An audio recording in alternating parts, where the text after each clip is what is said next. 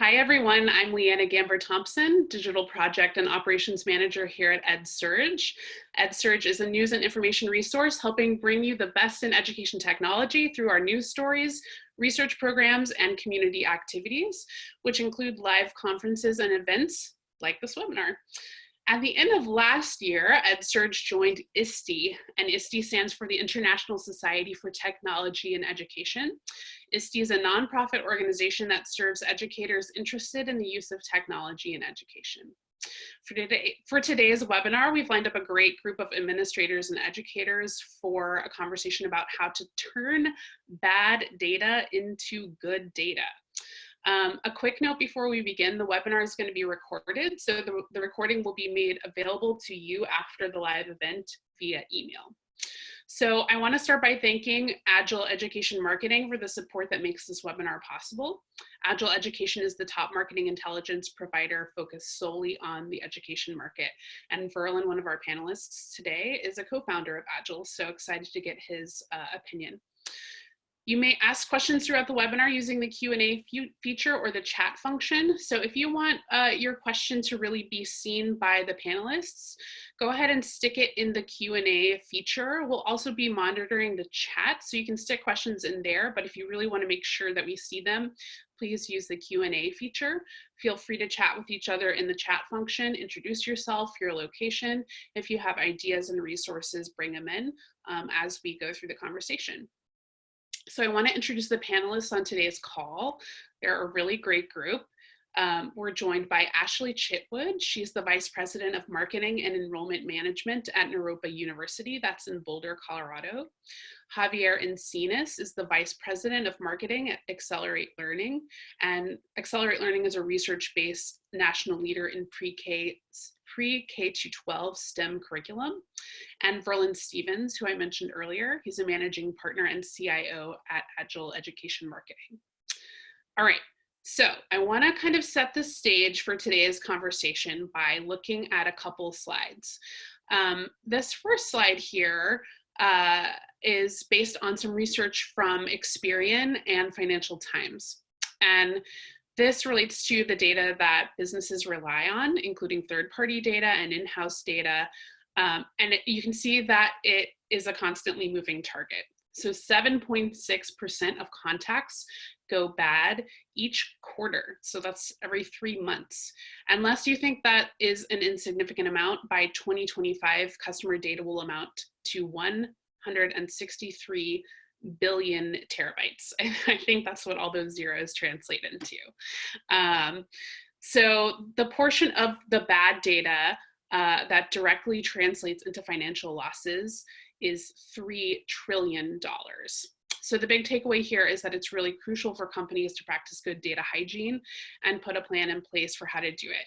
Whether you're a small company, whether you're one person handling all the data management, or whether you're a large company, we'll talk about kind of some tips and strategies for how to practice good data hygiene and put a plan in place for how to do it. All right, so what about the education industry specifically? This info is taken from Agile's education data, and you can see it's actually a really dynamic market. You can see that these changes that are shown here have occurred in just a 2-month period.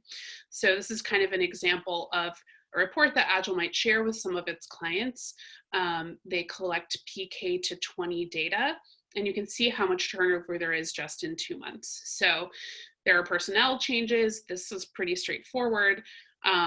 You know, a teacher might change roles or schools. There are email changes, and this happens actually more frequently than you might imagine. Districts sometimes change their entire domain names, with Google now occupying 55% of the education email market. And Verlin can speak to this a little bit more as well.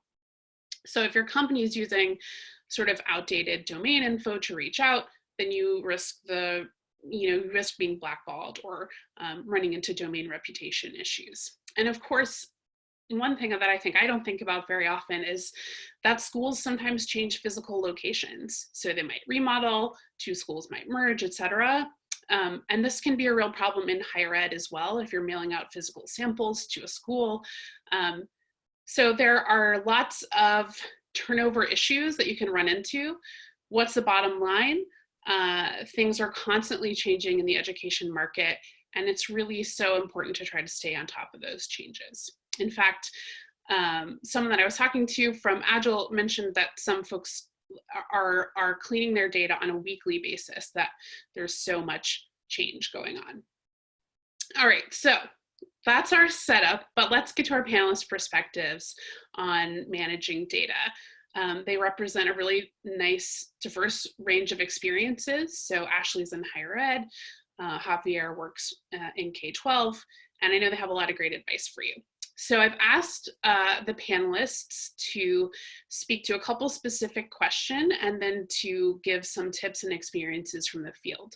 And then after that, we'll open it up to audience questions. If you have them, again, feel free to use the chat or that Q&A button. Okay, so let's start off with Ashley. Ashley, tell us why laying a solid foundation is so important when you set out to collect data of any kind. Sure, thank you. I'm going to really approach this from a novice perspective, because as I enter in new organizations, whether it's the private sector or public sector, a small organization or a big organization, it has served me and the business I'm helping well to come in with a novice mindset. I think we take for granted as education leaders and business leaders that things are working, or we're reporting and collecting the data that's necessary to help us build stories and ideals for what it is we're trying to create.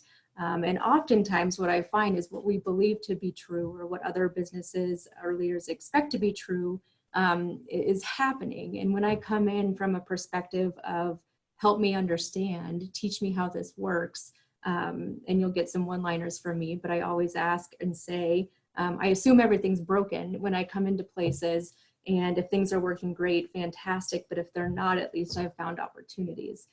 So when you're building a foundation, I think it is really important to put your perceptions of what you've created aside on occasion and often to reflect on what it is you're collecting. Are your operations in place to collect the data that you need? I say, garbage in, garbage out. If what you're collecting is not helping you, what you put out with that data is not going to tell the story you need to drive sales, to drive revenue, and to even give insights into your operations. Data is used for not only how we go to market and how we project things, but it also is a guiding principle for how we maneuver our human resources. So coming at it from a novice level foundational perspective is a seat that I would encourage everybody to take at one point in time, whether you're new or a well-established institution or business, to take a look at that. Sometimes it's ego that gets in the way of us saying, did you check the power? Is it turned on? Is it plugged in? What is the outcome of the report that you want to see? And then how do you reverse engineer that? So reverse engineering what it is you're trying to accomplish, and back that all the way down to what you're collecting, how you're collecting it, and how you're actually building back up to that end result is really important, and something that just these bare basics are often missed by a lot of businesses, or we get complacent, and no one likes to think that they've become complacent in their business, but sometimes taking a look in the mirror and pointing the finger at yourself is the best way to really take a look at that foundation and make sure that you're set up for success.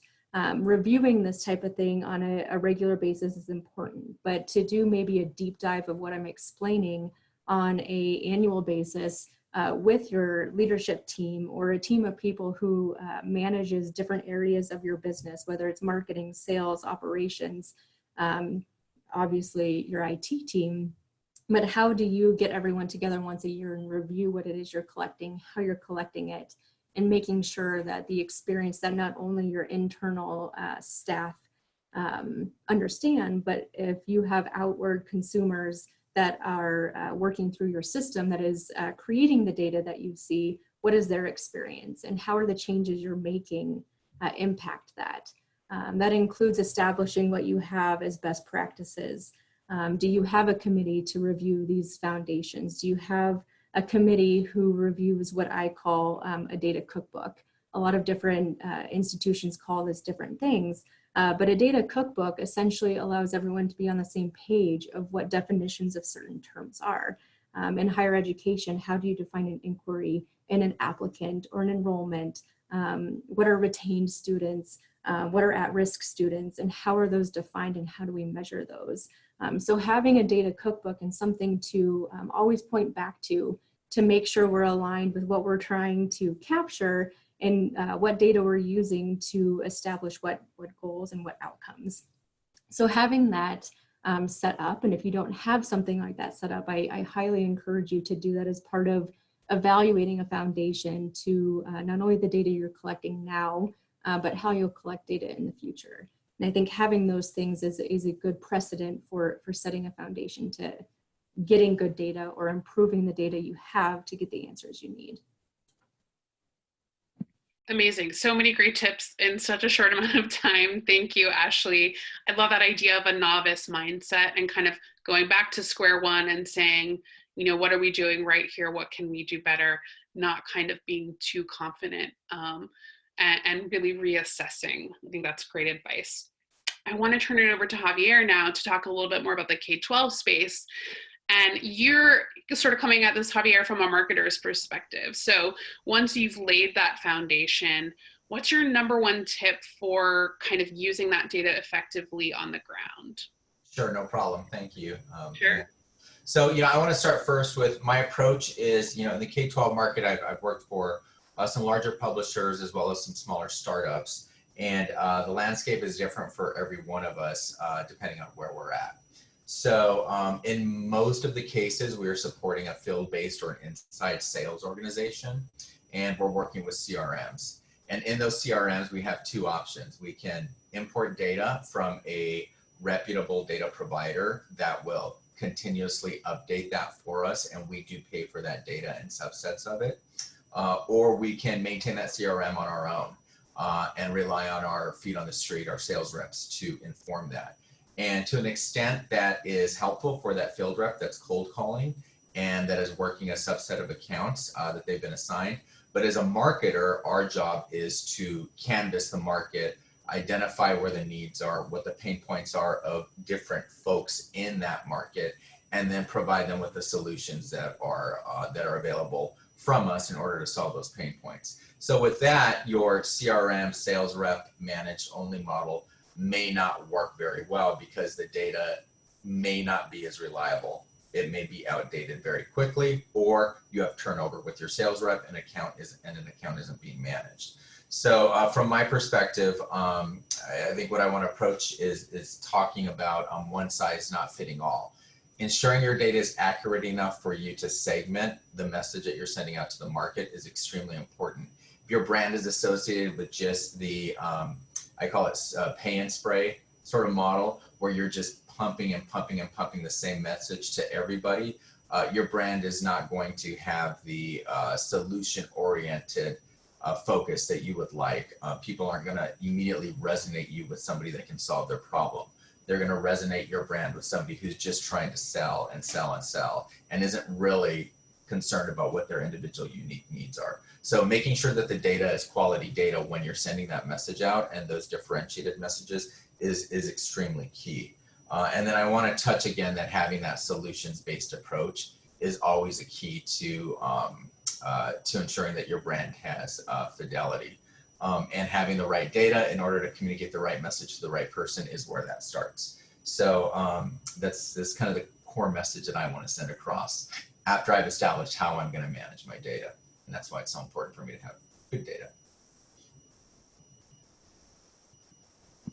Oh, it's not a webinar until someone talks while they're on mute. I just did it. But also really great tips from you, Javier, about how to effectively use your good data and why it's so important to have good data in the first place, because you can't do that kind of segmentation. You can't use that kind of solutions approach if you have the wrong data. So Verlin, let's turn it over to you. I feel like Ashley and Javier have kind of just described a best case scenario, right? Like you've laid a really solid foundation for your data collection. You're using it in a smart way by speaking to different audiences in unique ways, by segmenting, by being smart about how you use your data. what happens if you have a company where you're in a position where either you kind of don't know where to start with this, or even worse, your data's a mess? What are some tips that you can give us? What should I do if I'm a company and I'm like, I don't even know where to start with this? Thanks. I appreciate that, Liana. You know, and you hit it very early on. We see this massive turnover in this industry, but it's not atypical from other industries as well, where we see about a 20% annual turnover rate. And so there is a constant churn of people coming and going. There's constantly new buildings coming on and others closing and whatever. And so it's a very living environment. So there's always a change. And, you know, we see a lot of people come to us kind of at their worst, where they've got a crisis. They can't roll up and do management reporting. They can't do territory planning. They can't create a presentation for the CEO on what market opportunity size is. You know, those type of things are what suddenly make people go, our CRM is unusable. We can't even do the basics of reporting here, let alone getting to more advanced things like Javier was talking about in terms of segmentation and really getting the right message to the right person. And so, you know, we see that around, and it really boils down to a couple of things where we see it's either a lack of accuracy or a lack of completeness. So do you really know that you have all the schools in the country? Are you really sure that the information you have is accurate? Is the enrollment this year's enrollment or 5 years ago's enrollment? And it's those type of questions that really get down to the core of how good is the information that you have, and do you really have the processes in place to keep from, you know, not only can you get out of that hole, but can you stay out of it? And I think that's really the pieces that become key. And I talk with clients a lot about, you know, it's a matter of, you know, get it clean and then keep it clean. And it's really two components.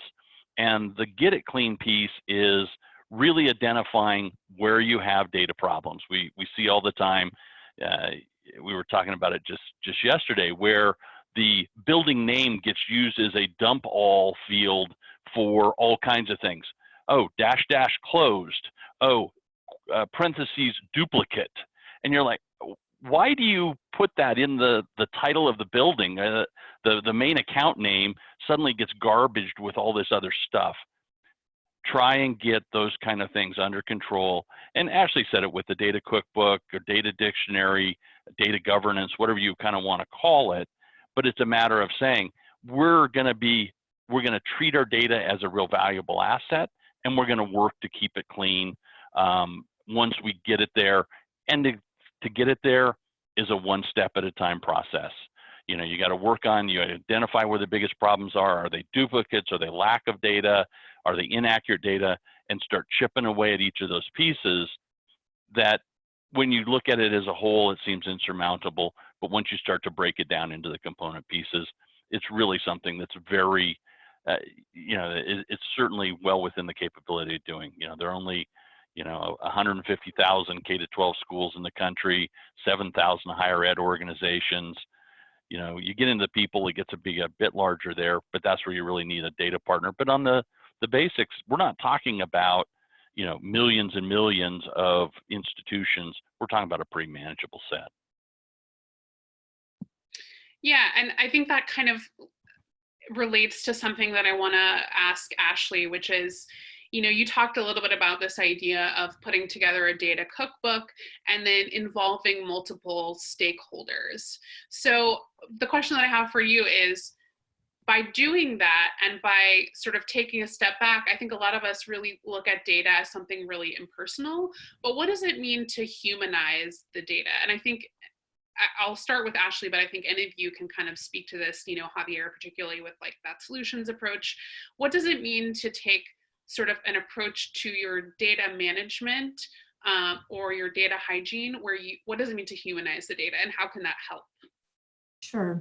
So looking at it from a couple different perspectives, that as business leaders and people who are usually sitting around the table, who oftentimes are in a data governance committee or group, you're looking at, are things working? You know, is there something broken? Are we tasked with an initiative to find a gap or a problem within our institution that we have to solve for? And you can use that data to find our holes or the red flags or those buoy measures that we put in place to say, okay, when something's going wrong, this is what's going to trigger us to reflect on what is occurring and dig a little bit deeper. And it's easy for that group to say, oh, look at this hole over here, or look at this this problem number, that's in the red. We must do something. And the seat that we take as data governance, oftentimes leaders of a certain division or department, is to act on those numbers without thinking about the impact it has on not only the people who work within that specific area that have to do with how those numbers are reflected, but the actions we take as leaders or in data governance impacts a consumer, impacts the end user, or even the beginning user really of that experience. And so to make an action or take an action on a alarming number or a number that gets us excited because we see dollar signs to it, those are natural reactions, but we have to take a step back before we initiate an action or a directive to impact what we see in the numbers, to ensure that what we do isn't going to hurt our consumers, our students, our customers, and it's actually going to land well and support their overall experience. I've seen too frequently businesses who decide to act quickly on their numbers and results just to find out they have upset consumers or students who are blasting social media because of a change that we thought was going to support an infrastructure or going to improve our revenue by X%. And we completely remove the people who are being impacted by those decisions. And so when we talk about in data governance that I support, humanizing this is before we act, let's walk through the process of the impact and end result of what it is we need to decide. And remembering that it is people at the end of the day who are supporting what drives data. So yeah, go ahead, Javier. Leanna, on my end. So humanizing on my end is, you're going to keep hearing this theme from me, solution oriented or solution based oriented. I truly believe in a mission and always working for a company that's going to offer value to our K-12 educators, because it's hard enough out there for them already on their own. And when we're selling into those schools and districts, I want to ensure that we're selling the right program, the right product, the right tool, or offering free tools that are going to assist them in their day-to-day challenges. So as we all know, whether it's ELA, math, science, they're rated on high stakes tests. That's the end game. They have to make sure that their students are performing and are experiencing the lessons that they need to, or the daily activities that are going to help them understand and get to performance on those high stakes tests. So what I like to do when I humanize things is using a good data set. I'll analyze, for example, what districts in California or in the Southwest are having difficulty performing. A good data partner will be able to give me that information. Then I take it from there and I say, okay, let me look at the subset of this district. And I may look at elementary teachers who have to teach multiple disciplines and put myself in the shoes of that elementary teacher. And then me and my team will decide or determine, either based on focus groups, based on our experience, or based on just feedback from our current customers, what they deal with as a pain point on a daily basis. And then we'll design programs in order to deliver free resources or resources that could be tied to solutions our program offers. And if I didn't understand that that was a low performing school and that they were having those pain points, I wouldn't know what kind of message to send them. But we also send those messages empathetically. We're not just trying to sell them a car for the sake of selling them a car. Yeah, I think that's really important, and particularly good advice too, that you use the data in conjunction with other methods like focus groups and relying on your own instinct and your own experience. You're not just kind of making these hasty decisions like Ashley mentioned when you see something exciting in the data. So Verlin, I don't know if you have anything to say. What are some of the pitfalls of moving quickly on the data, without kind of humanizing it first? Yeah, let me hit a couple of things that, to key off of a little bit what Javier said there. understanding who you're talking to, their role, what kind of district or what kind of school they're in, and what they're how well they're performing is so key. You know, we did a big effort in training our sales team around our student performance data. We took 2 of the schools here in Denver. They're 4 miles apart. One is one of the highest performing schools in the state, and one is on the improvement list. They're one of the lowest performing schools. And yet, when you look at them superficially, they both have almost the same enrollment. The buildings were built about the same time period. You know, superficially, they're both part of Denver Public Schools. They both look identical. When you really start to dig into the numbers and you look at them, though, one has a very high Title I school, one's a low Title I school. One of them has a lot of ELL students in it, the other one does not. And so you start to get in, you start to say, oh, I can see differences here. When we literally sat down and we talked to the principals at those 2 schools, the one at the high performing school, we said, what's your biggest challenge? She said, managing these parents. And yet the other one said, I've got to build a reputation in my community that this is a school you'd want to send your kids to, and improving the test scores is part of that. And so every one of them needs something different. And the more you understand about that, the better off you're going to be in having a message that resonates. Just sending out a, hey, we can help improve your test scores. I can tell you the principal at the high performing school, it's not at the top of her list. She's got communication issues. The one at the other end, that's his challenge. And so being able to personalize that and get that down to, as Javier said, it's the right message to the right person at the right time. It's really critical. And to do that, you know, it's building on your data and understanding each of those people and who you're working with, and being able to segment them down so that the message is appropriate for them. And I want to kind of stay on this thread of kind of additional pain points that you're seeing from the folks that you're working with. So in the intro, I kind of mentioned the fact that Google has 55% of the email market. I think Microsoft has another 25%. So, you know, that's one issue when you're sending out like emails to the wrong folks, the wrong lists, you can run into real problems. But what are some other specific pain points or problems that you're seeing from your clients, Berlin or Javier, and Ashley, feel free to chime in as well, when they're relying on bad data? And you kind of hit on it there, Liana. It's really around, you know, the whole email landscape over the last few years has really changed to be extremely engagement driven. So both Microsoft and especially Google determine your inbox placement and things based on engagement. So as a campaign starts to go out, they look both at that campaign and historically your campaigns to say, how do people engage with this? If they engage well, you know, it's your bill from American Express, they get a high engagement rate. Everybody opens that so they can pay it. They send out millions and millions. They don't have a problem with that. And so being able to drive engagement is so critical these days. And there's real consequence to it.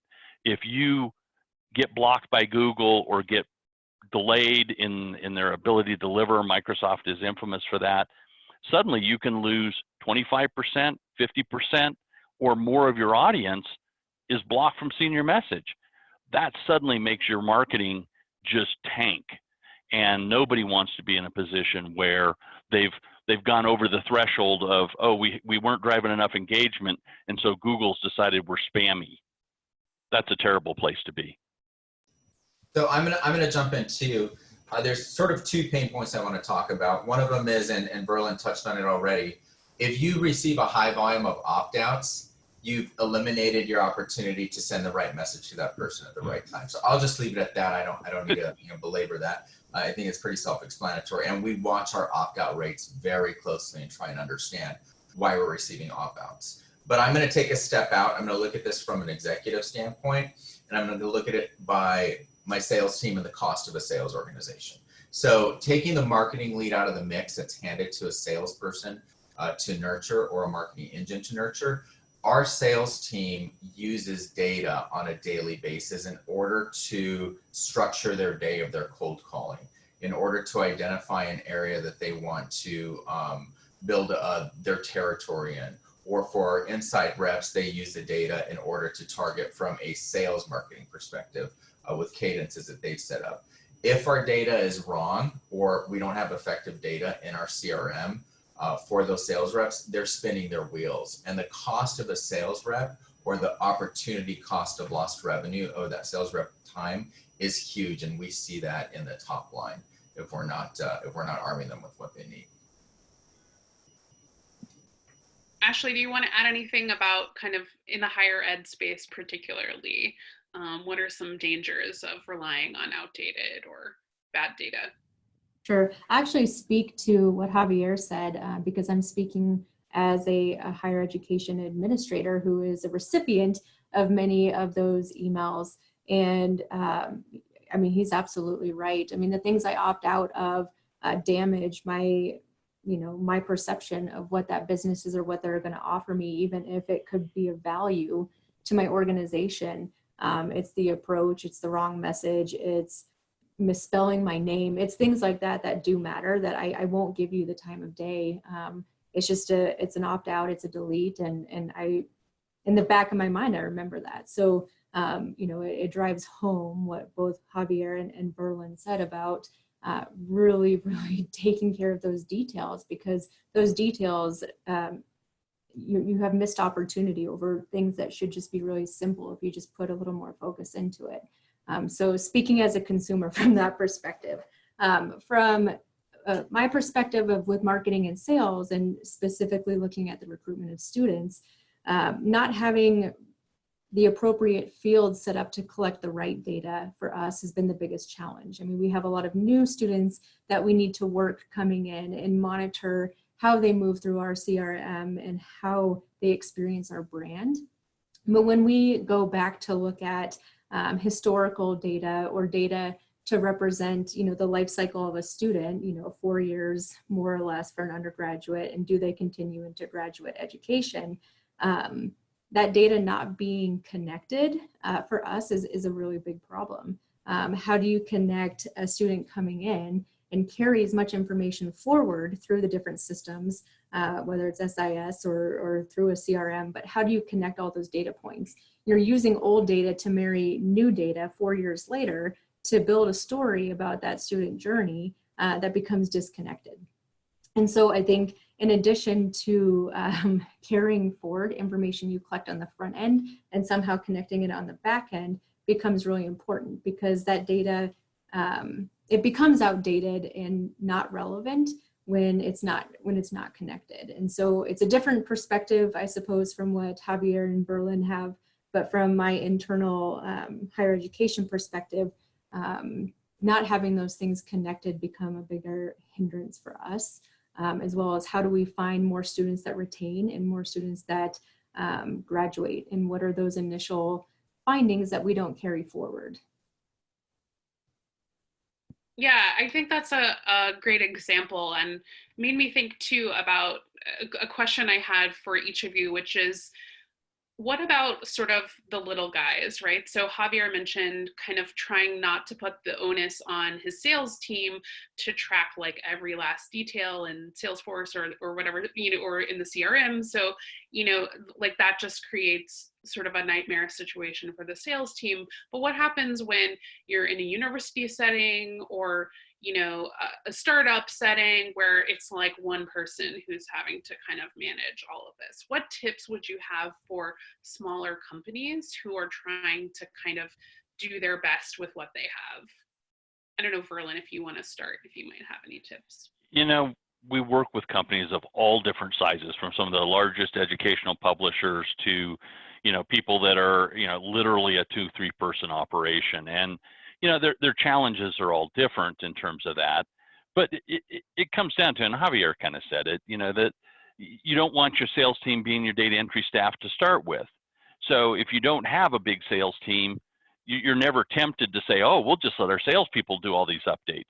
Well, we make 1 million outbound phone calls a year gathering information. Are you going to ask your sales team to call districts and gather enrollment and talk to each school to make sure the enrollment numbers are right? You're not. It doesn't make any sense. You're so much better off to just license that information and get it from another source where somebody else is worrying about the gathering of that information. Have we touched every school, and when's the last time this person was talked to, and go through that whole data management. There's no reason that there's no way to cost effectively do that in a small organization, or frankly, even in a large organization. It doesn't make sense. You don't want your sales team, you want them selling, not being data entry clerks. Yeah, that's great advice. Javier, you want to jump in? Yeah, I'm going to jump in on two things. I see a question too that I'm going to answer as well, at least from Great. I was just looking at this. So, and I think Berlin could probably answer that too. But from my perspective, having started or worked with a couple of small startups, we didn't have the budget dollars. We had a tiny marketing team of 2 or 3 people. We didn't have the budget dollars to do a huge national data lease. So we really isolated with data partners, either hot regions that we had to, sorry, that is Houston traffic for me.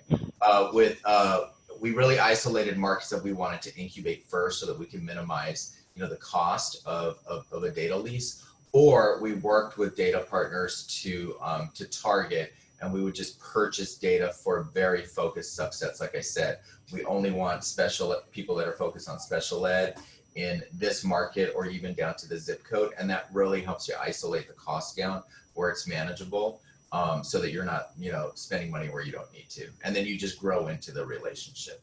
I'm going to answer the question that I see in the Q&A, and I am not going to say that name right, so I'm not even going to try. But the question is, how frequently do you perform a database health check, and what are some important data points to examine when assessing database health? Where do you draw the line in terms of removing and deleting contacts from your database? So we actually do that once a year, but we also do have a system set up where our database, we set up parameters where it pulls in and out from our data provider on a daily basis, updates, so that we're as updated as possible with our data providers' information. So it's continuous, but then every year we will also take a upload and we will evaluate whether or not we have good or bad data, and then we'll make the determination then on whether we're going to remove or delete any contacts from it. Usually that's a process I go through because I have a larger sales team, so I'll go through that with our sales territory managers. We won't just do a full dump from a marketing perspective because we use the data hand in hand. Ashley, what about you? What about in your context, to speak to Vinod's question about performing a database health check? What do you do in your context? For us specifically, I'm always looking at it from the point of the consumer. So I put myself through that journey for us specifically, and how do we, what communications do we have? What are those steps? What are the triggers? And how do those triggers allow communications to go out when communications need to stop? What stop gaps need to happen if a student, in our case, runs into a hurdle, and how are we aware of those hurdles? And so obviously we're measuring that on the back end and looking at how they progress through a CRM and move forward through that. But my first go from a marketing enrollment perspective is attempting to see that through as a consumer and replicate their experience to guide me in what we do next with the CRM. And Verlin, I mean, you work, as you said, with companies, with clients of many types and sizes. What would you say here about a data health check? A couple of things. So, on our side in maintaining our big database, we remove any contacts that we haven't verified in 24 months. So they get scrubbed off fairly quickly, and we look very specifically at who didn't get even done after a year. So our goal is to touch every person every year, and then we go back and analyze, well, where do we have, are there any clusters of people that we weren't able to contact, particular types of things. So, we're very active about looking at that and then scrubbing off things that we can't validate. So, because we're pushing that out on a weekly basis to our clients, we really want that information to be highly accurate. And we do not only the kind of big checks like that, but we also pull data samples very frequently and do a real check on that. Are we running the kind of 92 to 95% accuracy rate that is our internal goals? is the data living up to that on a daily basis?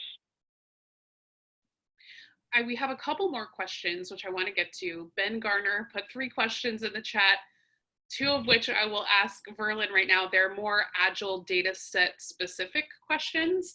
I also want to give a shout out to Ben for asking about Javier's skin routine. Javier says sunscreen, sunscreen, sunscreen, sunscreen. So if you have one takeaway from today's webinar, don't tell we're not giving, don't believe that we're not giving you any tips here. But Ben has a question.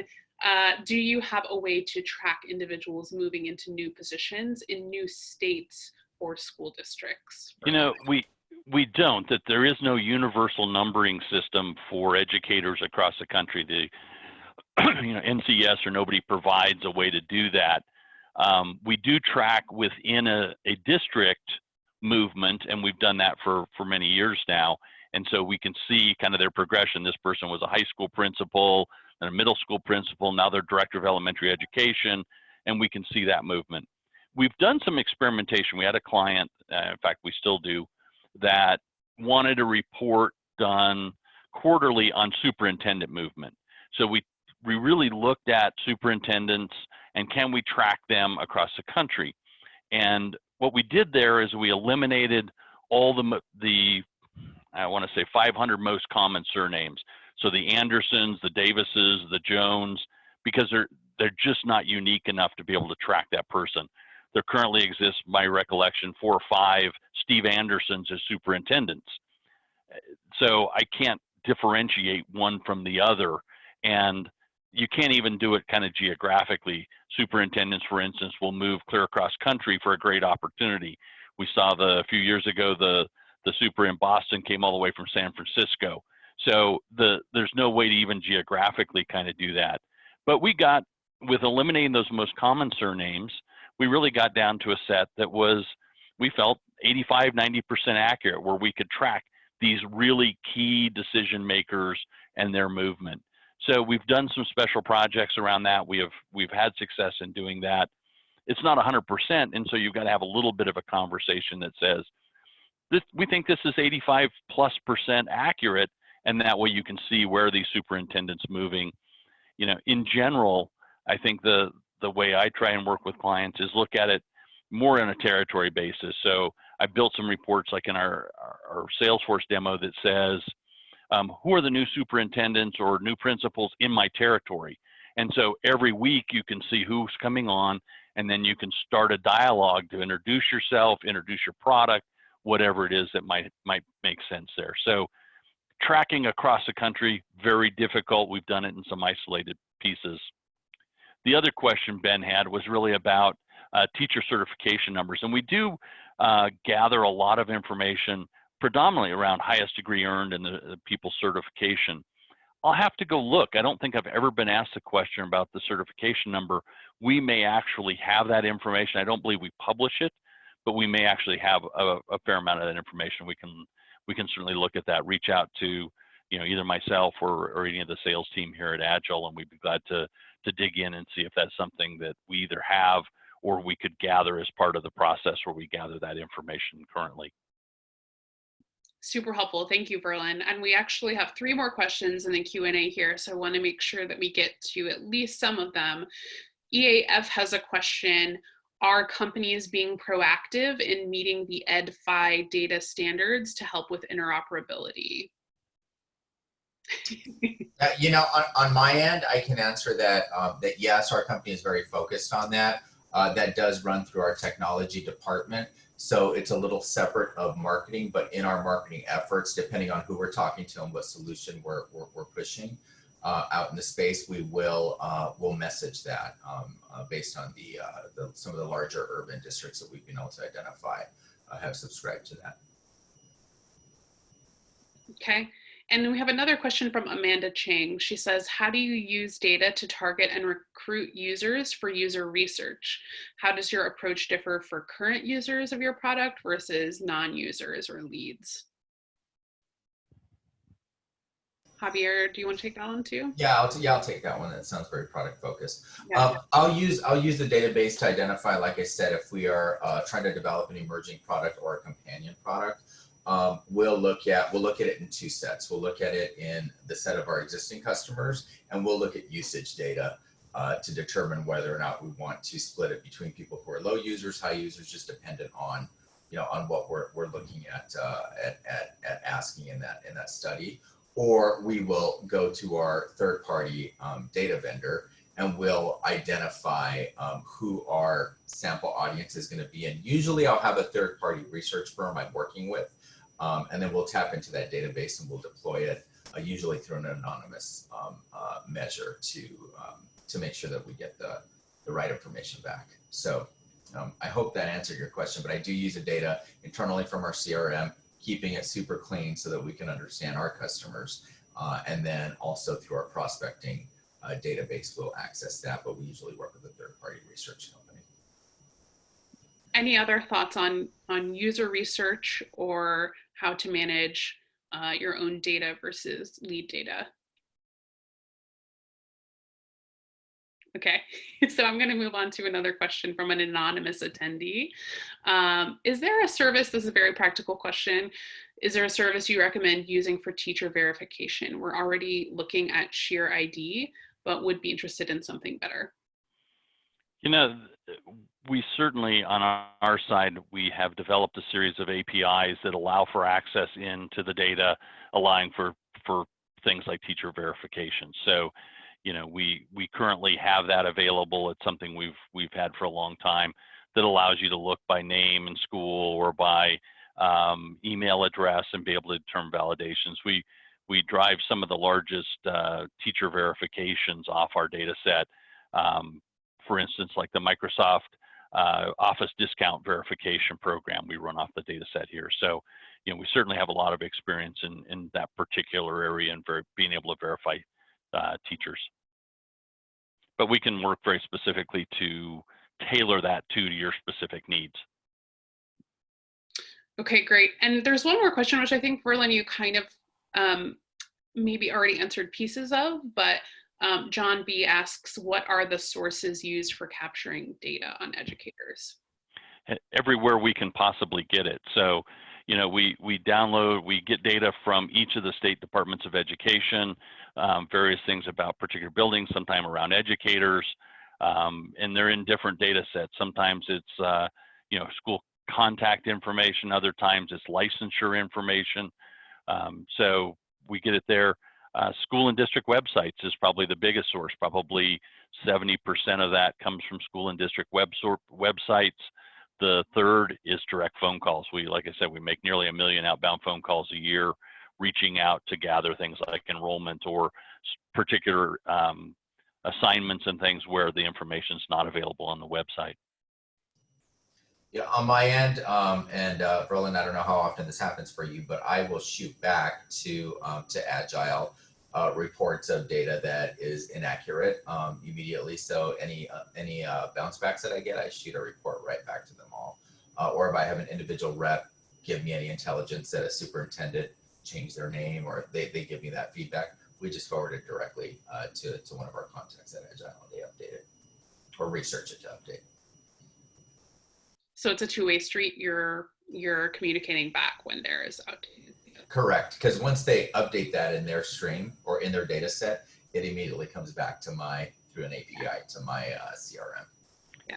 Well, and we have that same relationship with a lot of our clients, and so the one that Javier reports, other people benefit from, and the one other people report, Javier gets the benefit from that report. So, we certainly gather. We have several people on the team here that do nothing but research client update issues or questions. So, we're constantly on that, and we take those very seriously because it's a way for us to be responsive to our clients, but then also make sure that we're getting the best possible data out there for the entire kind of audience. I have one question for Ashley, and then I want to give you each sort of time to give a last reflection.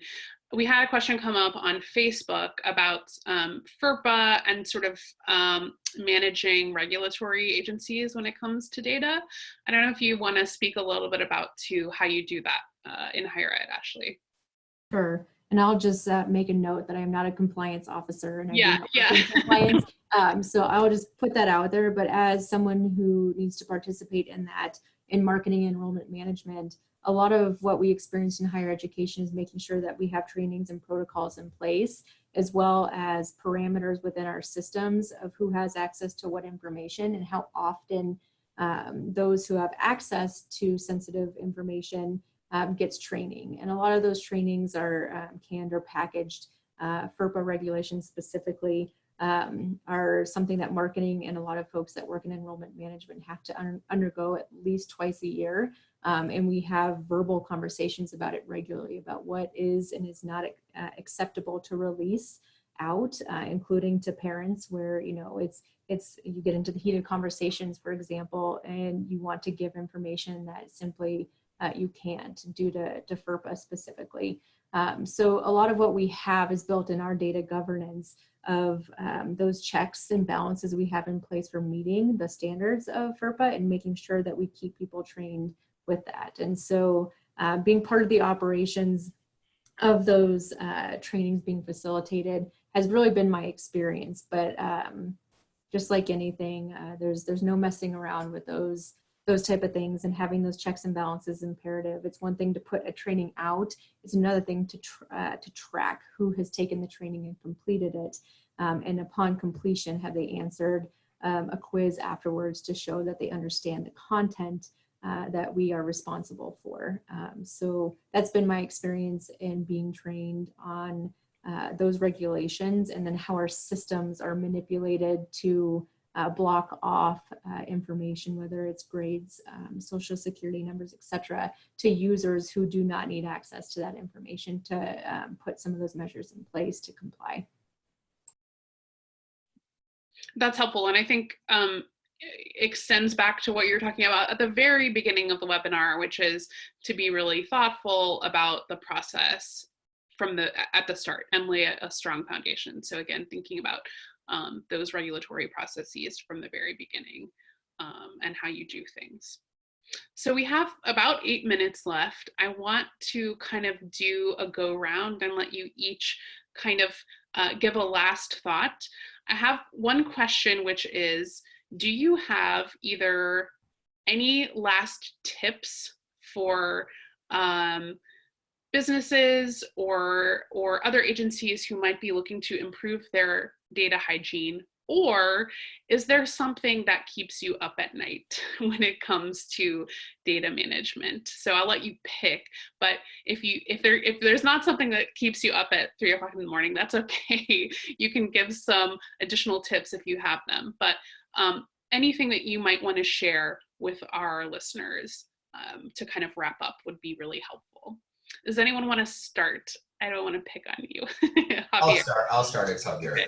I guess it's in me. So what keeps me up at night is opt-out rates, and I think I talked about that already. And it ties back to everything I just keep continuously saying, is ensuring that the messages that you're sending out to your market are messages that are going to provide really quality solutions, and that you're sending the message to the right person. And it's obvious you got to have the right data in order to make sure you're talking to the right person. And then the last part that I want to kind of tie onto that, I like to do a comparison or a metaphor. You know, if you're going to get ready to train for a marathon, which is building your business maybe as a startup, before you train for a marathon, you invest in the right type of equipment. You're going to ensure that you've invested in the right type of shoes to train for that marathon. You're not going to run in some old pair of sneakers that you picked up from the back of your closet that have been sitting there for 3 or 4 years. You're going to invest in a nice quality pair of sneakers that's right for you at that time based on your physical ability, and you're going to start training in those. Then when you hit your next marker, you're then going to upgrade those sneakers if you need to get to the next 10-mile marker that you need to in order to reach the goal for that marathon. So data is no different.